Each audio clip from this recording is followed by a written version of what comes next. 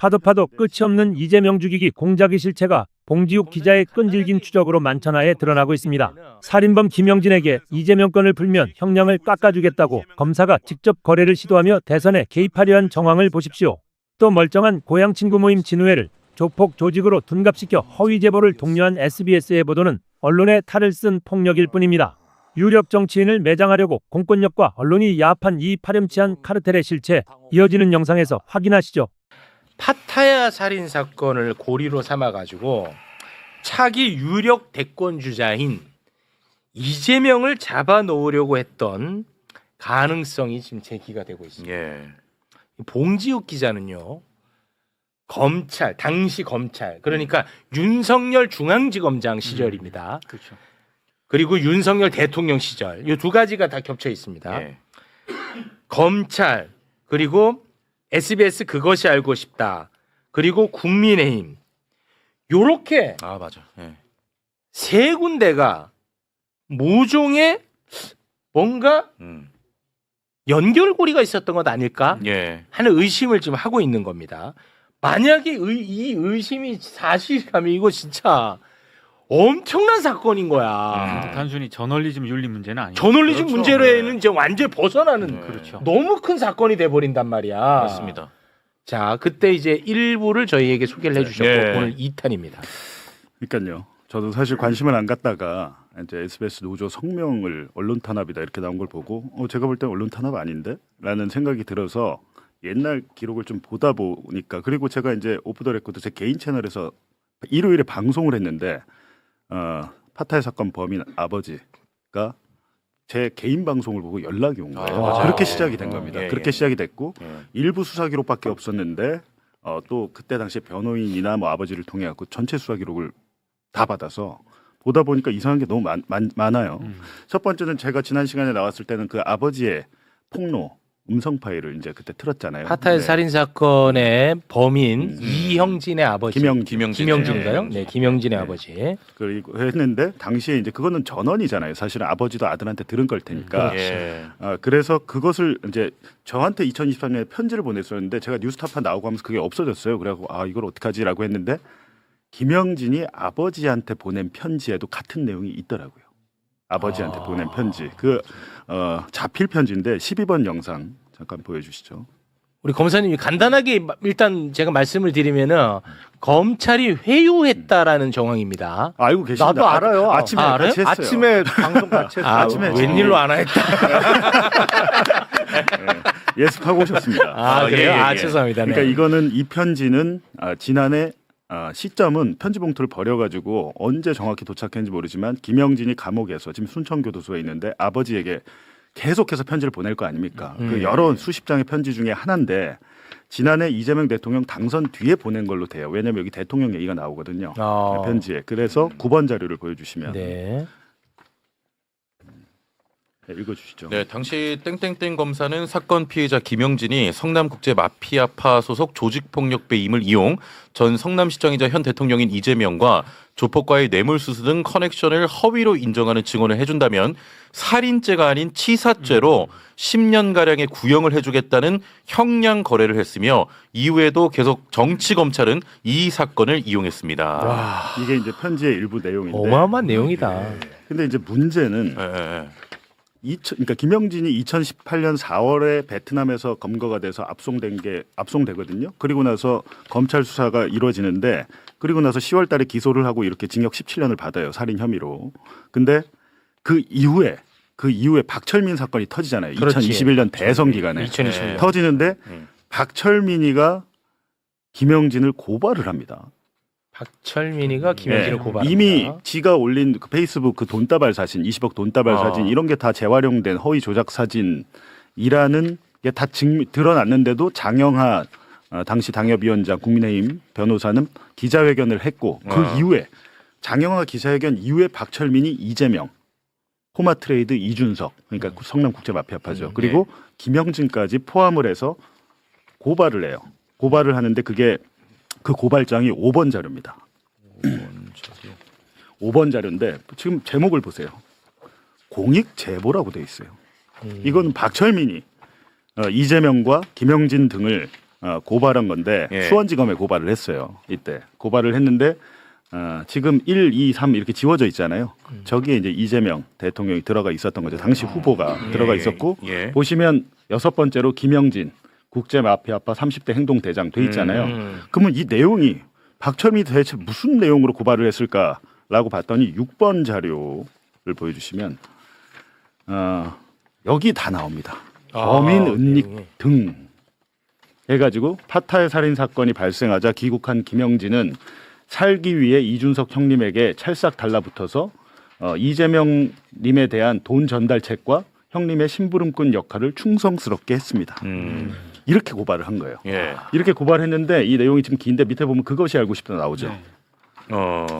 그 부분부터 한번 보시죠. 예. 그것이 알고 싶다는 프로그램의 방영으로 파문이 크게 일자 자신의 정치적 입지의 약화를 우려하여 그 파문을 가라앉힐 방법을 모색하게 됐고 그 일환으로 모모 땡땡과 함께 김영진의 살인죄를 빼는 것으로 작업한 후 김영진을 설득하여 베트남에서 자수하도록 하였습니다. 그러니까요. 예. 이거를 다 이재명이 했다는 거예요. 와. 정치적인 배우로. 진짜 이거는 완전 그리고 무고다 무고. 그 이후에 중앙지검에서 수사할 때 예. 그 내용을 보시면 우측 가운데입니다. 김영진이 처음 자수하여 서울중앙지검에 수사 중일 때 검찰이 김영진의 살인 사건에 대해 소극적이었던 것도 이재명님이 검찰에 작업을 했기 때문이었다. 이 말이 되냐? 이렇게 이제 고발을 해놓으니까 네. 일단 고발이 됐으니까 그 수사를 했잖아요. 경기 남부청이 수사를 했는데 당시의 수사 과정에서 어떤 일이 있었는지가 이 김영진의 옥중 편지에 있더라고요. 오, 야 이거 10번. 궁금하다. 10번 내용. 자, 제가 읽겠습니다. 김영진은 경기남부경찰청 강력범죄수사대에서 국제마피아파 고문인 이재명이 맞지 않냐.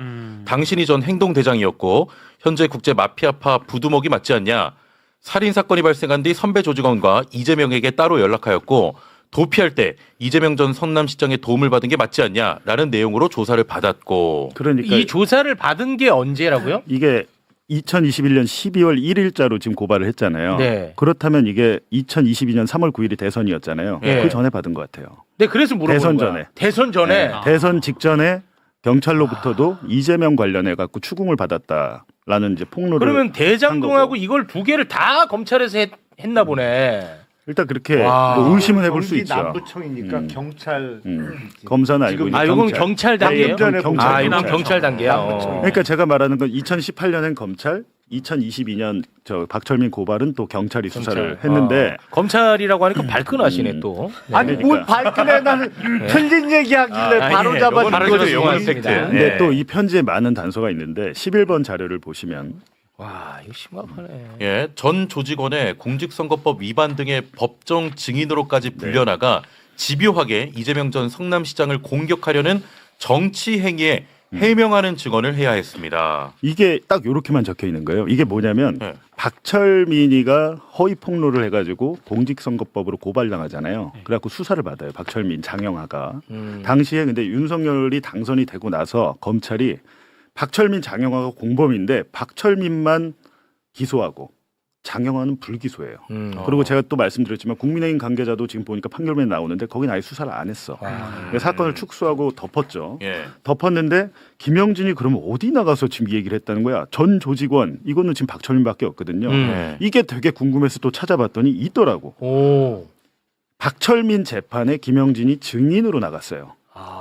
왜냐면 앞서 고발장 보시면 김영진이 돈 배달 이재명한테 다 했다고 써놨잖아요. 그러니까 김영진도 검찰 수사를 받았고 그걸로 네.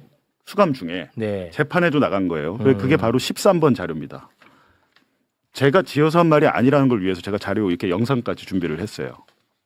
네, 이게 녹취서라고 돼 있죠. 예.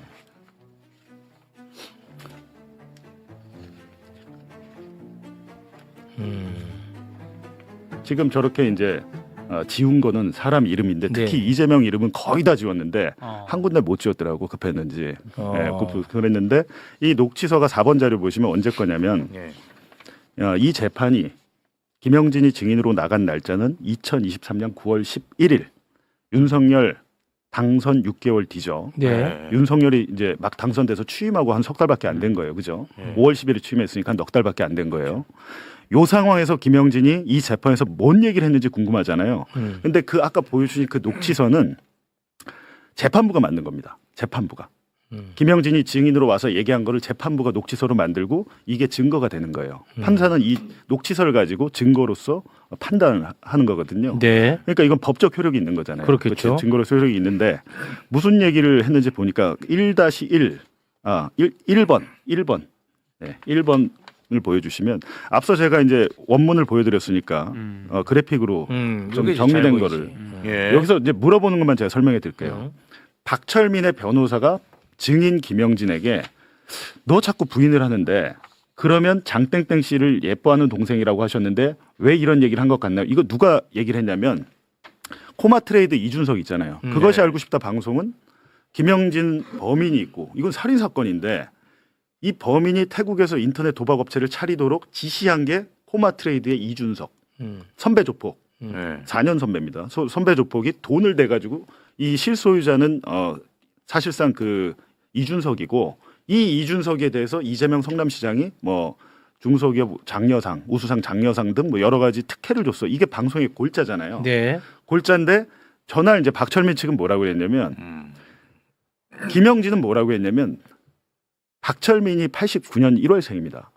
그리고 김영진은 84년생이고 그리고 이준석은 80년생이에요. 예. 81년 1월이더라고 정확히는. 그러면 나이 차가 나잖아요.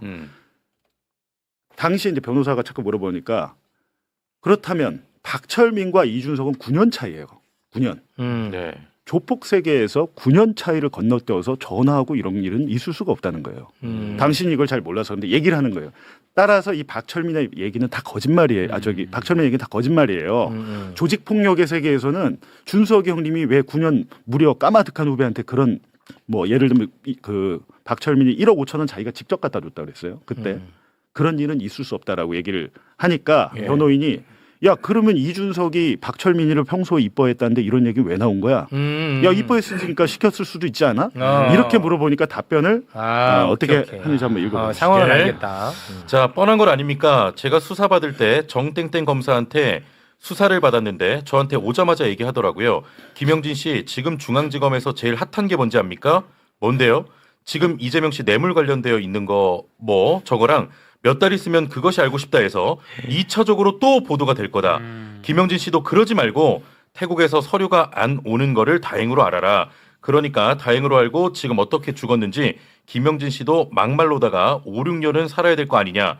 처음에는 상해치사, 폭행치사 쪽으로 얘기를 하더라고요. 저한테. 그러니까 본인의 편지는 작년 편지이기 때문에 이재명 대통령 당선 뒤니까 뭐 좀 지 살려고 그런 거 아니야? 이런 의심이 생기잖아요. 근데 그렇죠. 이게 언제입니까 지금? 이게 이제 윤석열 이거 윤석열 때잖아요. 2002 그렇습니다. 윤석열 때 법정에서 얘기한 거예요. 증인으로. 아, 이게 중요하네. 그러니까 이때는 거짓말할 동기가 전혀 없는 거예요. 차라리 윤석열에게 유리하게 하는 게 그렇게 낫죠. 하는 게 낫지. 본인을 예. 위해서는. 그렇지. 그래서 이어서 박철민 변호사가 2번 자료 이게 보여주시면 중요하네.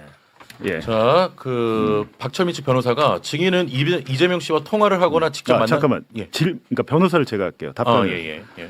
증인은 이재명 씨와 통화를 하거나 직접 만난 사실이 있나요? 제가 그 양반을 왜 만납니까? 통화한 사실도 없나요? 제가 통화를 했다고요? 제가 그 사람 뭘 한다고 제가 통화를 합니까? 나랑 연락해서 뭐 하겠다고 그 사람이 나랑 연락을 합니까? 과거에 이재명 씨가 변호사로서 변론을 맡았던 적이 있나요? 저는 이재명을 선임한 사실도 없습니다. 그거를 지금 이렇게 해서 하는 거는 좀 그냥 이재명 죽이게 하는 거에 그냥 여기 껴있는 것 같아요. 여기서 뭐가 나옵니까? 이재명 죽이기. 와. 이 윤석열 정부 때야. 그래 법정에서 이게 정확하게 나온 거예요. 아. 이재명 죽이기. 그 변호사가 얘기했는데 김영진이 이렇게 얘기를 하니까 심지어는 피고인이었던 박철민이 직접 신문에 나섭니다. 피고인도 할 수 있어요. 판사가 허락하면. 그래서 그 다음 3번 제가 네, 해주시죠. 예. 형님 이재명 대표 측근들이 코마트레이드 사람들 아닙니까 형님? 이땡땡 형님하고 김땡땡 형님하고 다 선거 캠프에 있었지 않았습니까 형님? 재판장님, 준석 형님이 뭘 이렇게 해가지고 뭘 이재명 대표랑 뭐 해가지고 일을 봐주고 뭐를 하고 있고 저 나이 어린 동생이랑 해서 가지고 다이렉트 연락을 해서 돈박스를 전달하고 말도 안 되는 얘기고 헛소리라고 저는 생각합니다. 와. 그리고 이날 이재명 대박이네. 죽이기가 이제 핵심일 텐데 예. 제가 이제 뭐 너무 길까봐 단 넣지는 않았는데 이날 증언 녹취서에 무슨 내용이 있냐면 대박이야. 제가 아까 말씀드린 그것이 알고 싶다 방송은 이준석이 김영진의 윗선이고 돈을 댄 사람으로 돼 있고 그리고 이재명과 연결을 시켰잖아요. 그렇지. 근데 수사 기록을 보니까 저 뭐 범인들의 증언도 그렇고 수사 기록을 보니까 이준석이 김영진에게 돈을 보내건 한 사실이 없습니다. 아, 또 없어 그것도. 아예 관계가 없어요. 그마저도 없어? 그 태국의 그 인터넷 도박업체 실소유자가 이준석인 것처럼 방송에 나왔잖아요. 아, 아예 그마저도 관계가 아니야. 없어요. 어. 거기는 그러니까 관계가 끊어졌어야 되는데 이걸 이어가지고 이재명까지 연결이 되는 거잖아요. 그럼 아예 없는 걸 다 연결해야 되네. 그렇죠. 이준석은 별도의 인터넷 그 도박 불법 도박 업체를 별도 김영진 거 말고 아. 김영진은 자기 돈으로 했어요. 와. 자기 돈으로 했고 자기 돈으로 하다가 이게 실패하고 막 잘 안 되니까 밑에 프로그램 개발자를 괴롭히고 폭행을 하고 뭐 이러다가 이제 사건을 일으킨 거죠. 아. 그러니까 저는 그것이 알고 싶다. 제작진이 당시 이 모든 걸 알 수는 없었다고 생각합니다. 네네. 의혹 가지고 방송을 할 수 있었다고 생각하는데 이준석까지만 했으면 됐죠. 거기서 이재명까지 가려고 하다 보니까 이게 큰 비약, 논리적인 모순 오류가 생겨버린 진짜 거죠. 그러네요. 그래갖고 결과적으로 그때는 몰랐다 하더라도 결과적으로 여러 가지 이제 뭐 수사 결과나 재판 결과로 나오면 거기에 대해서는 뭐 사과를 하는 게 당연한 거 아닌가요? 네. 근데 그게 이해가 안 가요. 와, 이준석까지 했으면 됐다라는 봉지욱 기자 얘기에 동의를 하면서 뭔가가 있었으니까 이재명 당시 이제 지금 대통령에 연결을 시키려고 했을 지금 거 아닙니까? 보세요. 그게 없다는 거죠. 맨 처음에 김영진이 2018년 4월에 압송이 돼서 왔을 때 지금 본인 얘기가 뭡니까? 오자마자 검사가 그렇죠. 예. 우리 지금 중앙지검은 이재명 뇌물 사건으로 아. 떠들썩해. 저봐. 그러니까 야 이재명 관련해서 얘기 좀 해. 그럼 내가 너 봐줄게 이 얘기를 했다는 거잖아요. 얘가 4월에 왔으니까 이건 적어도 4월 아니면 5월 상황이에요. 4월 아니면 5월 상황인데 방송 언제 나왔습니까? 7월에 나왔잖아요. 7월. 그 뒤에 나왔잖아요. 그래서 제가 뭐 단정적으로 말씀을 드릴 수는 없습니다만 제가 이제 또 수사 기록을 보니까 김영진이가 오자마자 성남국제 마피아파라는 사실을 알았을 거 아니에요. 중앙지검 수사 기록에 성남국제 마피아파 160명에 대한 명단을 확보한 다음에 수사 보고서를 만들고 같은 날 4월 19일이었던 것 같은데 같은 날 이 성남국제 마피아파가 범죄 조직 단체로 그 판결 2007년인가 받잖아요. 그게 지금 이재명 대통령이 당시 변호인으로서 그 조직원 2명에 대한 변호를 맡았다. 그게 지금 방송에 나온 거잖아요. 방송에 나온 거 아시죠? 네. 그래갖고 이재명 변호사 네. 이재명 이렇게 써 있던 거. 그 판결문이 수사 기록에 수사 보고서로 있더라고요. 근데 그거를 검사가 뭐 그 알 측에 알려줬는지 안 알려줬는지 저는 알 수는 없습니다. 그것까지는 좀. 그거는 뭐 단정적으로 얘기할 수는 없으나 뭐 자기들이 취재하다가 범죄 다른 조직원들로부터 들을 수는 있으나 방송이 구속 상태인데 그것이 알고 싶다 해서 2차 방송하겠다는 걸 검사로부터 들었다고 하니까 이상하지 않나요? 이 부분. 아, 이거 좀 이상해. 뭐 명확한 저희가 뭐 근거는 없습니다. 왜냐하면 취재 중이고 7월 달에 나올 방송을 한두 달 후에 나온다라고 만약에 들었다고 예. 하면 이건 있을 수 없는 일이죠, 사실.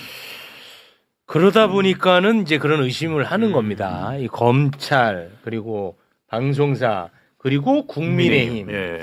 이렇게 뭔가 좀 모종의 커넥션이 있는 것 아닌가 그러니까 이런 의심이 되는 거죠. 2018년에 이건 그래도 그때 당시 중앙지검 형사부였거든요. 아마 특수 뭐 반부패나 이렇게 특수부에서 했으면 완전히 엮었을 거예요. 당시 중앙지검장이 누굽니까? 윤석열. 윤석열이었어요. 네. 그죠? 윤석열 중앙지검장 때 전 그래서 의심하는 거예요. 문재인 정권 때지만 윤석열이었기 때문에 혹시 그런 게 아닌가라는 의심이 들고 당시에는 뭐 이렇게 회유 형량거래 의혹이 지금 생긴 거고 3년 뒤에 박철민이가 또 폭로하면서 이건 대선에 개입한 사건이잖아요. 대선에 개입한 사건인데 윤석열이 당선이 되면서 박철민 폭로가 단독 행동은 절대 아닙니다. 지금 이 판결문만 봐도 아버지가 성남시 의회 국민의힘 3번 했어요. 3번. 3선. 3번 했고 이 아버지가 이 폭로의 과정에 등장을 해요. 검찰이 수사하면서 아버지와 박철민의 문자 메시지 같은 것까지 다 확보를 했고 네. 아버지가 장영하랑도 아는 사이고 지인이고 그리고 판결문에 보니까 국민의힘 관계자로 추정되는 분도 나오고 하면은 수사를 거기로 뻗어나갔어야 되는데 윤석열이 당선되다 보니까 뻗어나가기는커녕 장영하를 불기소해버린 거죠. 불기소한 거를 이건태 의원이 잘했죠 그때. 재정 신청을 해가지고 결국에는 재판을 하게 만든 거예요. 검찰은 기소를 안 했어요. 그러니까 이게 지금 말씀하셨듯이 단순한 이게 지금은 저널리즘 사건이 아니다. 그 국민의힘 관계자가 의원급이에요? 그거는 아닌 것 같습니다. 그건 아닌 것 같은데 어쨌든 김용판 국민의힘 의원이 경기도 국정감사에서 이걸 폭로를 흔들었잖아요. 했잖아요. 했는데 이런 과정들이 우연히 일어난 것 같지는 않다는 겁니다. 왜냐하면 박철민 문자 중에 제가 저번에 보여드린 것 중에 10억 얘기가 있잖아요. 10억. 10억. 박철민이 혼자 10억이 어디 있습니까? 10억 얘기를 하고 형량 감축을 얘기합니다. 형량 감축. 아, 맞아. 예. 야, 이거는 크다, 이거. 진짜 좀 커. 예. 아니 검사님은 어떻게 보이세요 이게? 아니 그러니까 이게 사실은 2018년은 당시 이재명 성남시장이 2018년 6월 지방선거에서 경기도지사로 당선이 되잖아요. 그러니까 그 상황이야 지금. 2018년 상황은 문재인 정부 시절이었고 윤석열 서울중앙검사장이었고 하여튼 2018년 6월 지방선거를 앞두고 4월 5월은 당내 경선이 엄청나게 치열하게 붙었을 네, 때고 엄청 치열했죠. 네. 예. 그때고 뭐 21년 22년은 대선이 있었던 네. 것이고 그 상황에서 그래서 정치적인 어떤 목적을 갖고 정적을 제거하기 위해서 커넥션이 이루어졌다라고 네. 하면 사실은 이거는 어마어마한 이런 게 선거 개입이지 사실은. 아, 예, 예. 아니 근데 그러면 그때 2018년 6월이었죠. 지방선거가. 2018년 6월. 방송 한두 달만 일찍 나왔으면 어. 당선 못됐습니다. 경기도지사도. 근데 참 내 기억에 야. 그때 2018년 6월 선거인데 지방선거인데 선거가 며칠 안 남았을 때예요. 네. 그때. 근데 다른 방송도 아니고 KBS에서 무슨 영화 배우하고의 김부선. 그거를 김부선을 출연시키죠. 맞아요. 뉴스 스튜디오에. 2018년 6월 지방선거 앞두고 맞아요. 며칠 전에 그게 다른 데도 아니고 KBS에서 방송이 나가길래 저는 근데 타당이잖아 그때 상대 당이었죠. 이건 뭐지? 그래서 이거 여당 후보인데. 아 여당인데. 이 뭔가 아니 근데 그때 약간 좀 소문처럼 차기 주자들 다 죽어나간다 막 이런 얘기들이 있었잖아요. 정확히 말씀드리게 2018년 6월 10일 기사 보니까 오늘 6월 10일에 나왔네요. KBS 뉴스에 김부선 전격 출연. 와. 그게 하여튼 하루 이틀 전이었을 거예요 선거. 그래서 되게 논란이 많이 됐어요. 와. 그래서 진짜 약간 당황했어요. 이건 뭐지? 이게 야당 후보가 아니고 여당 후보인데. 야 이거는 뭔가 흐름이 있었던 건 확실해. 그렇죠. 안 그래도 누가 KBS에 있는 분이 저한테 그걸 보내주시고 더한 일이 있었다면서 그게 그겁니다. 예. 이거는 선거 직전에 한 거니까. 와. 뭔가 아무튼 흐름은 있었던 것 같습니다. 어느 쪽이 컨트롤 타워인지는 모르겠습니다만 흐름은 있었던 것 근데 같다. 이재명 대통령 좀 이상한 게 성남시장 2010년에 됐잖아요. 그때 이후부터도 굉장히 적이 많고 특히 국정원이 그렇게 괴롭혔어요. 네. 나중에 알고 보니까 국정원 김 과장이라고 이분은 재판까지 받았습니다. 국정원법 위반 왜냐하면 민간인 사찰했다고. 근데 네. 이 김 과장 때문에 뭐 이재명 성남시장이 경기동부연합파 그러니까 소위 말하는 저 북과 연결된 세력들에게 성남시에 용역을 줬다 이런 기사 나왔잖아요. 그 제보자가 국정원이에요. 제보자가. 그러니까 이재명 죽이려고 시장 때부터 그랬었죠. 뭔가 흐름은 분명히 있었던 것 예. 같아요. 분명히 흐름이 있습니다. 크다 이거 진짜. 네. 와, 모르겠다. 알겠습니다. 국정원에 아마 조난 파일이 있을 겁니다. 이재명 조난 파일. 예. 대통령 본인도 굉장히 궁금하겠죠. 어떤 내용이 있을지. 사찰을 했으면 다 기록이 돼 있을 거니까 도청도 하고 막 이러니까. 네, 알겠습니다. 그것이 알고 싶다 이제 다들 많이 잊어먹어 버렸잖아요. 사실 오래된 일이어가지고 사실 SBS 사실 그것이 알고 싶다 사과는 정말 너무 드라이하게 나왔더라고요. 석고대죄 사과를 해야 되거든요. 그렇죠. 당시에 이재명을 조폭으로 몰았을 뿐만 아니라 한 번만 보도가 났잖아요. 근데 왜 한 번만 보도가 났냐면요. 원래 시리즈 보도를 하려고 그랬어요. 그걸 기억하셔야 돼요. 그것이 알고 싶다가 당시 SNS에 이 보도 나간 날 반향이 있었잖아요. 뭐 영화 아수라 같은 일이다 하고 이재명 막 몰아가고. 그러니까 요놈들이 어떤 짓을 했냐면요. 이재명과 관련돼서 조폭 제보를 해달라고 SNS 올렸다니까요. 추가 보도를. 네. 그러면서 성남에 진우회라는 모임이 있는데 아는 사람들 알려달라고 이걸 제보해달라고 올렸어요. 왜냐하면 이재명이 속해 있는 조폭 조직이라는 거예요. 그런 가정하에. 네. 그러니까 모르겠어요. 대통령이 옛날에 어렸을 때 시골 친구들 그런 거 만들잖아요. 진실한 번 모임 이런 거. 그런 어디서 허위 제보를 받고 이재명이 무슨 모임이 있다. 그것들이 조폭 아류다. 그게 있다니까요. 근데 어떻게 제가 이걸 기억하냐면요. 저희 고향 친구들 이름이 그 모임이 진우예요. 근데 누가 진우의 모임에 딱 올렸어요 SNS에. 진우에 잡았습니다. 이재명과 인연이 있는 안진거리도 있네요 사진에. 어허.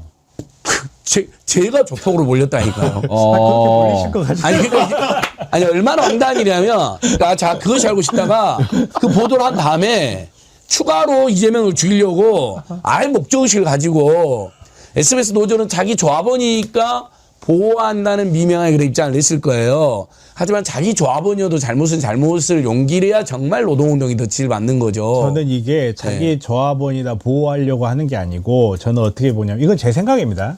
지금 이 사건은 또 검언 조작의 지금 냄새가 진하게 풍기잖아요. 말씀드렸다시피 2차도 보도할 거다. 이걸 검사가 어떻게 알고 그걸 이야기를 하냐고요.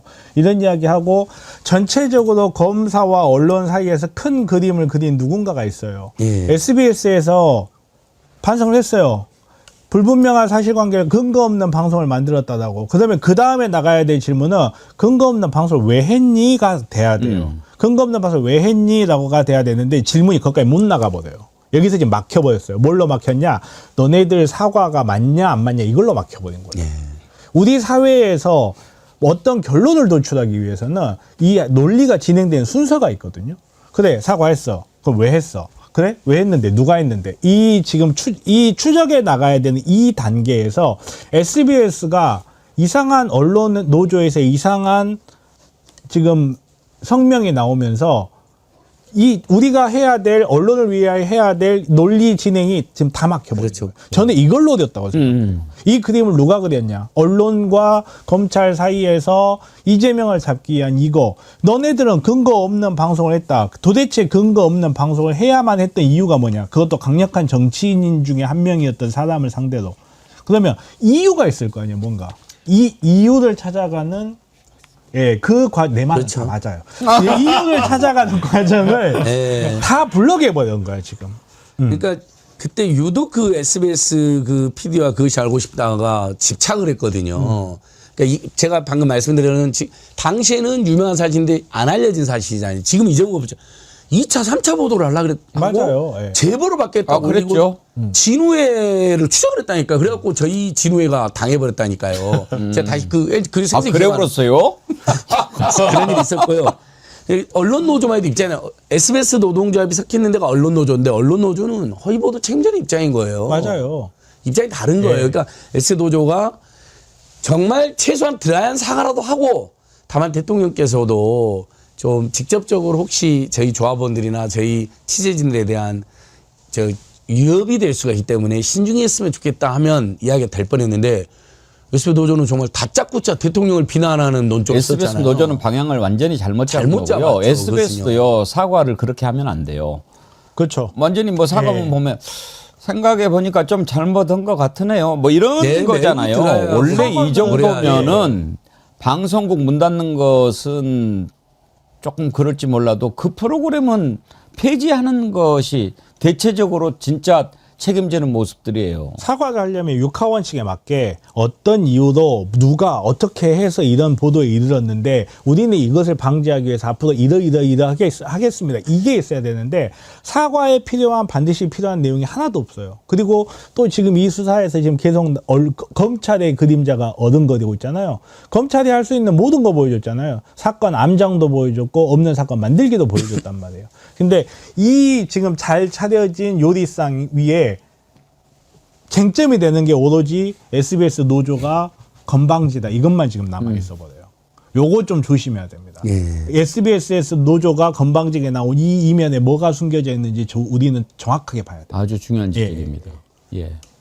그러니까 지금 SBS 노조가 저렇게 사과에 대해서 진정성이 없거나 또는 두루뭉술하게 넘어가 버리는 그리고 정작 권력에 대해서 이제 초점이 틀어진 거 이건 뭐 지적이 됐으니까 그런데요. 저는 그것이 알고 싶다라는 프로그램에서 만약에 검사들과 또는 당시에 뭔가 이 정보를 쥐고 있는 쪽과 거래를 하면서 이걸 만들어 가지고 정치인 이재명을 쓰러뜨리자라는 의도를 가지고 했다. 이건 범죄잖아요.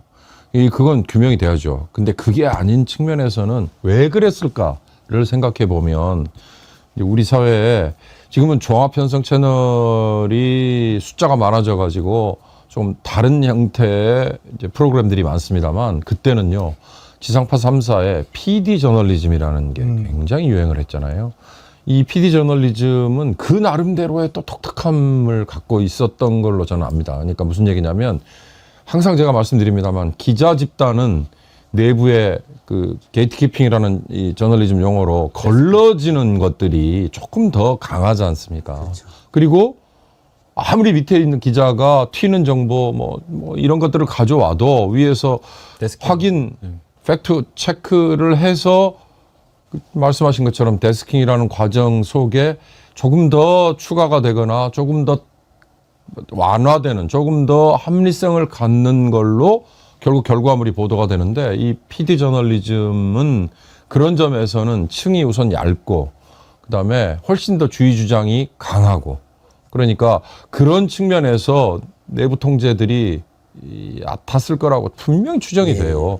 다만 여기에 이제 정치적인 성향 또는 진영 논리 이런 것들이 가미가 되면 당시에 야당 진영에 그래도 유력했던 정치인을 오히려 죽이는 걸로 하다 보면 뭐 그에 반대 진영에 있었던 사람들이 얼마든지 거기에 장난을 칠 수도 있고 또는 건의를 할 수도 있고 이랬을 거니까. 검사들이 욕심을 부리는 거죠. 뭐 예를 들어서 검사 집단일 수도 있는 거고요. 유력한 정치인 쳐내는 거를 자기들의 훈장처럼 생각한다잖아요. SBS가 언론도 그럴 수도 있죠. 사과도 하고 반성도 하고 그런 거라면 이런 내부에 정말 샅샅이 한번 파헤쳐봐서 치부가 있다면 그 그겁니다. 치부를 좀 고해성사를 하는 게 그게 진정한 모습입니다. 샅샅이 봐야 되는 게요. 예를 들어서 어떤 의혹이 불거졌을 때 언론사에서 이것은 의혹이 있으니까 한번 우리가 충분히 들여다봐야 되겠다 해서 만들었다면 그것은 정말 언론의 공적 기능이고 해야 될 일이죠. 그런데 어떤 특정한 목적을 갖고 이번에 조희대가 이재명 후보 날려버리려고 했던 것처럼 이거는 날리자라는 차원에서 기획을 하고 정보를 얻고 뭔가 뒤에서 꾸미는 세력에 의해서 이런 일들이 벌어졌다면 그건 범죄예요. 그래서 그런 것은 한번 확실히 밝혀야 되는데 지금 뭐 일단 뭐 중동 전쟁에 정신없고 해야 될 것이 너무 많으니까 지방선거 끝나고 한번 샅샅이 훑어보자 이거예요. 대통령이 이렇게 관심을 갖잖아요. 정청래 대표도 이것은 그냥 넘어갈 그런 모양새가 아니더라고요. 한번 들어보시죠. 노무현 대통령을 죽음으로 내몬 것은 무도한 검찰만이 아닙니다. 모염치하고 사악한 언론도 노무현 대통령을 죽음으로 내몬 흉기 같은 보도를 많이 했습니다. 그 대표적인 것이 SBS 논두렁 시계 벌였다는 보도입니다. SBS 그 이후 논두렁 시계 보도에 대해서 사과한 적 있습니까? 대답 좀 해보세요. 이재명 대통령에 대한 그것이 알고 싶다 조폭 연루설 사실이 아닌 것으로 밝혀졌죠. 당연히 사과해야 되는 거 아닙니까? SBS 당신들도 언론입니까? 참 생각할수록 열받습니다. 무엇보다도 만약에 이런 진상을 규명하기 위한 국정조사나 어떤 내용이 일이 진행이 된다면 왜 지난번에 윤석열이 내란을 일으켰을 때 SBS만 빠졌는지 그것도 한번 좀 따져봤으면 좋겠다 하는 생각이 듭니다. 그러니까 국민의힘이 윤석열 때 그런 이야기 했잖아요. 오보 하나면 회사 문 닫게 해야 된다고. 그렇죠. 그 정신을 좀 이어받아도 괜찮을 것 같고 진짜 레거시 언론들은 자기네들 유튜브 언론들에게 비판하는 그만큼만 해도 될 것 같아. 그러니까 윤석열이 대장동 브로커이자 주범인 조우영을 봐줬다라고 하는 뉴스타파하고 뉴스버스 보도 때문에 검사를 10몇 명을 투입을 하고 수사권 넘는데 명예훼손사건으로 특별수사팀을 만들고 그리고 김건희가 얼어줘. 체제 전복범죄다.